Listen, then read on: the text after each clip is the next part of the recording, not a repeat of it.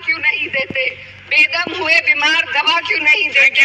तुम अच्छे मसीहा हो, शिफा क्यों नहीं देते? मिट जाएगी मखलूक तो इंसाफ करोगे, मुंसिफ हो तो हश्र उठा क्यों नहीं देते? धन्यवाद सभापति महोदय। आज मैं यूनियन बजट 25-26 पर अपनी बात रखने के लिए खड़ी हूँ। भारत के संविधान के आर्टिकल 38 भारत को एक वेलफेयर स्टेट के तौर पर पेश करता है और सरकार की जिम्मेदारी है कि बजट और उससे जुड़ी वेलफेयर स्कीम्स के जरिए इन आर्टिकल्स को हकीकत में लाया जाए। इसलिए यूनियन बजट सिर्फ एक आंकड़ों की किताब नहीं, बल्कि सरकार की प्राथमिकता और वेलफेयर स्टेट के संविधान से जुड़ी वफादारी का आईना है। सरकार की जिम्मेदारी है कि इकोनॉमिक पॉलिसीज, जिनमें बजट भी शामिल है, ऐसी बनाए जाए जो गैर बराबरी को कम कर सके और सबसे ज्यादा गरीब वर्ग को सहारा दे। बजट वो लाइफलाइन है जिससे शिक्षा, स्वास्थ्य, पेयजल, सोशल सिक्योरिटी, SC/ST माइनॉरिटी, गरीबों की भलाई के लिए स्कीमें चलाई जाती है। मगर ये बजट को देखकर महसूस होता है कि ये भविष्य के निर्माण से ज्यादा हेडलाइन बटोरने का एक दस्तावेज है। इससे सबसे ज्यादा प्रभावित होने वाली वही लोग पीछे छूट रहे हैं जिन्हें सरकार के सहारे की सबसे ज्यादा जरूरत थी। वो किसान जो बढ़ती लागत से परेशान है, वो नौजवान जो बेरोजगारी का सामना कर रहे हैं, और वो औरतें जो निजामती रुकावटों से जूझ रही हैं, और वो गरीब जो महंगाई के बोझ के तले दबे हुए हैं। This government is proudly marketing the income tax exemption of 12 lakhs. But the question is, how many Indians even earn that much to benefit from it? Only 2.2% of Indian population pays direct taxes, whereas no relief has been given in regards to indirect taxes, the burden of which falls on everyone, especially the poor and weaker section of the society. This clearly shows that this is not an inclusive budget. GST की ऊंची दरों ने आम आदमी की कमर तोड़ दी है। जरूरत इस बात की है कि खाद्य सामग्री, दवा, स्कूल की किताबें और जरूरत की चीजों पर टैक्स कम किया जाए। पेट्रोल डीजल पर टैक्स कम करने की कोई कोशिश नहीं हुई, जिसका सीधा असर हर नागरिक पर पड़ता है।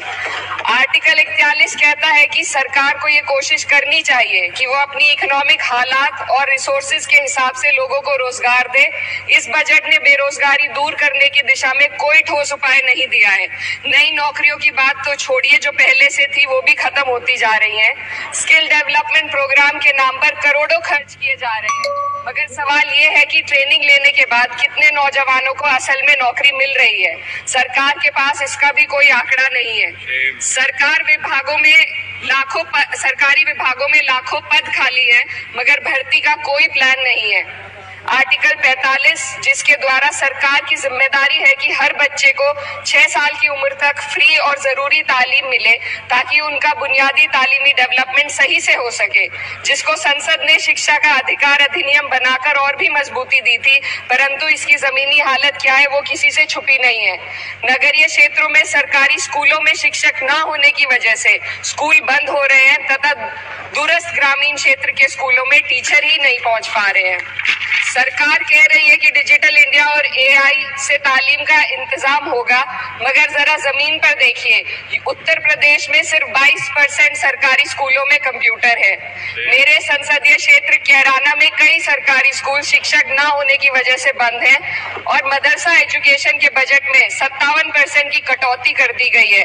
क्या यही सबका साथ सबका विकास है? इसी तर्ज पर अस्पताल हैं जहां पर डॉक्टर नहीं है। आर्टिकल 47 अच्छी सेहत और जिंदगी के स्टैंडर्ड को बेहतर बनाने की आवश्यकता पर जोर देता है।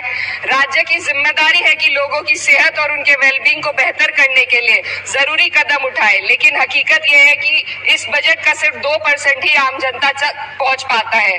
शामली जिले में 84 डॉक्टर की पोस्ट स्वीकृत है, मगर सिर्फ 29 डॉक्टर काम कर रहे हैं और गायनोकोलॉजिस्ट मात्र 1 है। दवाइयों की कीमतें बढ़ती जा रही है, मगर गरीबों के लिए कोई राहत नहीं है। सरकार ने महिलाओं के लिए बजट बढ़ाने का दावा किया, मगर 81% इसका बजट सिर्फ पोषण योजनाओं में डाला गया है। महिलाओं के रोजगार, उनकी इकोनॉमिक इंडिपेंडेंस और सुरक्षा के लिए कोई ठोस योजना नहीं बनाई है। बेटी बचाओ बेटी पढ़ाओ का बजट घटा दिया गया, जिससे साफ है कि ये सिर्फ नारेबाजी थी और कुछ नहीं। किसानों की बदहाली हम सबके सामने है, लगातार चलती आ रही है। 2016 में कहा गया था कि 2022 तक किसानों की आमदनी दोगुनी होगी, मगर 2025 आ गया और एमएसपी पर कोई ठोस गारंटी आज भी दी नहीं गई है। गन्ना किसानों का बकाया अब तक नहीं मिल पा रहा है, और तो और उत्तर प्रदेश में अभी तक गन्ना मूल्य भी तय नहीं किया गया है। डीएपी, यूरिया और खाद की कमी से परेशान किसान आज भी सड़क पर प्रदर्शन कर रहे हैं। मजदूरों के लिए जो सबसे बड़ी योजना मनरेगा थी, सरकार कहती है कि मनरेगा ग्रामीण भारत की रीढ़ है, मगर बजट में कोई भी बढ़ोतरी नहीं मिलना बहुत शर्मसार है। औसतन 44 दिन का ही रोजगार मिल रहा है, जबकि स्कीम 100 दिन की गारंटी की होती है। भारतीय रेलवे देश के लोगों की जीवन रेखा है और इसी से यहाँ के लोगों की आर्थिक एवं सामाजिक जिंदगी चल रही है। देश के हर हिस्से को रेल कनेक्टिविटी से जोड़े जाना सरकार की कल्याणकारी नीति का हिस्सा है। मेरे संसदीय क्षेत्र कैराना के रेलवे से जुड़ी 2 मांगे लंबे समय से लंबित है। दिल्ली शामली सहारनपुर रेल लाइन का दोहरीकरण और पानीपत शामली मेरठ लाइन का सर्वे अति शीघ्र कराए जाने की बहुत पुरानी मांग को बजट में शामिल किया जाना चाहिए। देश भर में बिजली की दरें बेहद असमान है। उत्तर प्रदेश में ये दरें बहुत ज्यादा है। देश भर में एक समान बिजली दरें लागू करने का प्रावधान किया जाए। रिवैम्प योजना में हर घर तक बिजली पहुंचाने के लिए एलटी लाइन बनाने का प्रावधान भी जोड़ा जाए। कृषि उपकरणों व खाद डीएपी को जीएसटी से मुक्त किया जाए। किसानों की एमएसपी की मांग को पूरा करने के साथ साथ उत्तर प्रदेश के किसानों को गन्ना मूल्य निर्धारण पिछले वर्ष से बढ़ाकर किया जाना बेहद जरूरी है।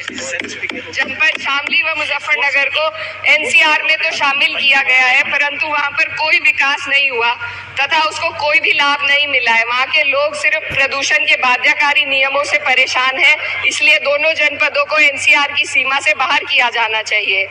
मेरे संसदीय क्षेत्र में मैं कुछ चीजें बजट स्पीच में ऐड करना चाहती हूँ। एक, ट्रॉमा सेंटर और जिला अस्पताल के अपग्रेडेशन की भी मांग है।